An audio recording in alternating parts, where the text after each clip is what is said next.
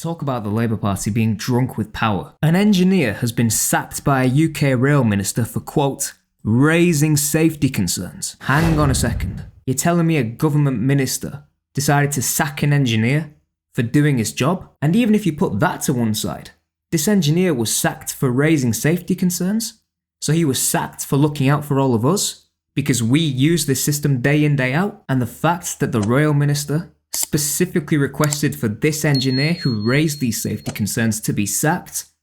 Well, that says a lot more about the Labour Party than it does about this engineer. This engineer was doing his job. Let's have a read of this. The UK government's new Transport Minister got an award-winning railway engineer sacked for speaking to the media about safety concerns at one of Britain's busiest stations.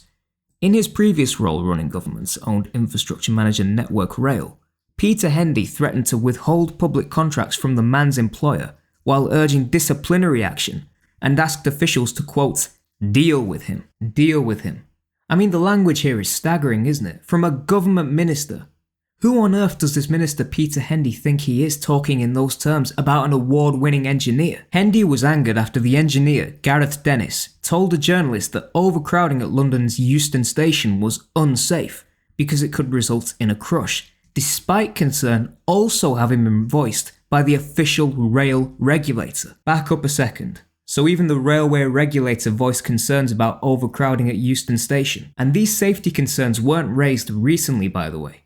They were raised in September last year. In September 2023, the Office of Rail and Road, or the ORR, a government regulator, had issued an improvement notice to Network Rail about overcrowding at Euston, warning, you have failed to implement so far as reasonably practicable,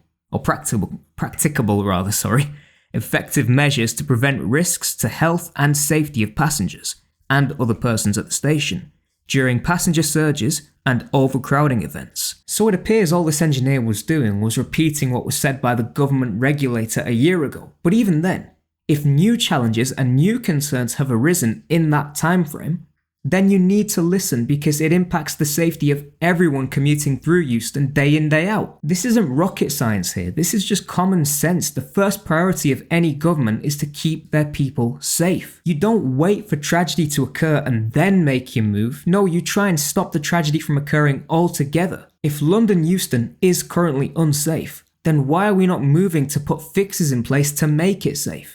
Are we waiting for some sort of collision to happen on the railways or a collapse of the surrounding infrastructure before making our move? There is no space for implementing cost-cutting measures when it comes to the safety of innocent people. Lord Peter Hendy, you are now a minister at the Department of Transport. You're in charge of reforming the UK's railways and determining their future structure to make sure they are sound, stable and safe. And that's a major government priority. So I would like to ask you, sir, why on earth have you sacked an engineer for doing his job by looking out for the everyday working man or woman that's travelling through Euston by looking after their safety?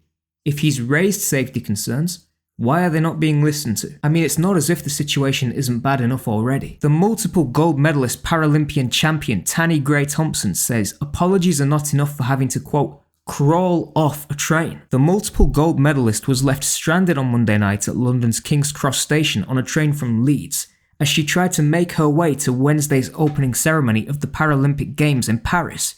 After 16 minutes waiting in vain for assistance, she decided to drag herself off the train before yelling for help. Well, that doesn't sound very safe to me, Mr. Hendy. If disabled people have to drag themselves off a train and scream for help because no one's there to meet them and assist them, then that's a complete failure on your part. I'd missed my 7:15.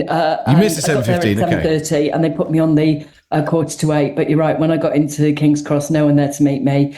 I waited 5 minutes before I put anything on social media because you're meant to leave sort of 5 minutes. But after 16 minutes of sitting at King's Cross, no one in sight. There were a couple of cleaners, but they're not insured or able to help me off. I decided that I'd crawl off the train. Disabled people have a legal right to turn up and go. So I had booked assistance, but I hadn't made that train. So legally, I am allowed to turn up and ask to get on a train. So my view is once somebody has put me on a train, I have a contract, which means somebody should meet me at the other end. But if people don't have my profile, if they can't angrily tweet or get this sort of help, there isn't help for a lot of other people. I have a lot of privilege as a disabled person. I absolutely recognise that. Other people would have just been left in a much, much worse situation than me. 100% correct. And I think even you recognise that. You've already had to issue an apology to Tanny Gray-Thompson. I mean, you've said there, you've acknowledged. That's terrible. The railway should do better, and we will. I apologise, Peter. Well, apologies don't fix anything, Mr. Hendy. Actions do. And firing engineers that have the safety of the people at heart is not the way to fix anything. And I'm not the only one calling this out, by the way. Reddit has been going ballistic over this. Not even a whistleblower, just some dude repeating previously issued information. That's really appalling. What horrible behaviour. In my opinion, this kind of stuff should absolutely result in Peter Hendy not holding a ministerial gig. Although I imagine it will quietly be ignored. And that's just talking about the behaviour of Hendy. But what about the dude who's actually been fired? What about his character? Not even just some dude. Someone who spent years campaigning for a safer, more accessible railway system out of a genuine concern for others. They're the kind of public servant who we should be proud to have in positions where they can directly assist in bringing about positive change.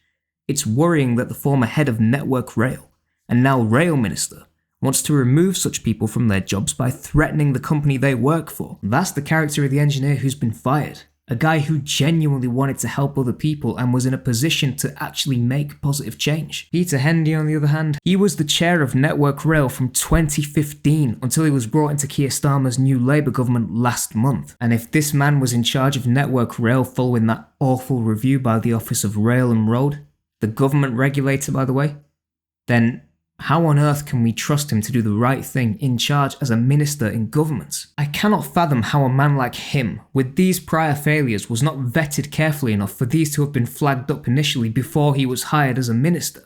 I mean, that just baffles me. But I'm looking forward to see what Keir Starmer's response will be on this, because at the moment we've not had any response from Peter Hendy or Keir Starmer. So what are the Labour Party going to do? Are they going to take action on this and get rid of him altogether? Or are they just going to sweep it under the rug and say what's done is done, give him a clean slate, even after bullying this engineer and getting him sacked? A really good guy who was just doing his job. But my own personal thoughts on this, I think this Reddit user has summed it up perfectly. Hendy is a bully, plain and simple. I expect the Department for Transport will have some workplace bullying case levied against it in the future, if people like Hendy are allowed to stay on. I certainly hope that action is taken against Bully Boy Hendy, threatening to withhold public contracts from the engineer's employer, saying the criticism, quote, reflects adversely on your likelihood of doing business with us or our supply chain. Bullying, gross misconduct, abuse of power, I'll take just one. But let's see what action Labour take. And whatever action they do take, I'll be completely fair in my reaction. If they do the right thing, I'll hold my hands up and praise them. If they do the wrong thing, I'll be the first one to criticise them for it. But what do you guys think? Let me know in the comments section down below. Should Peter Hendy stay on as a Transport Minister given his vast Network Rail experience? Or should the Labour Party just bin him? Thank you all for watching. Be sure to like and subscribe if you enjoyed this video. I'll be returning of course in the coming weeks with more content, but until then, stay safe, stay blessed, stay free, and best of luck in the job hunt. I'll see you all real soon. Take care.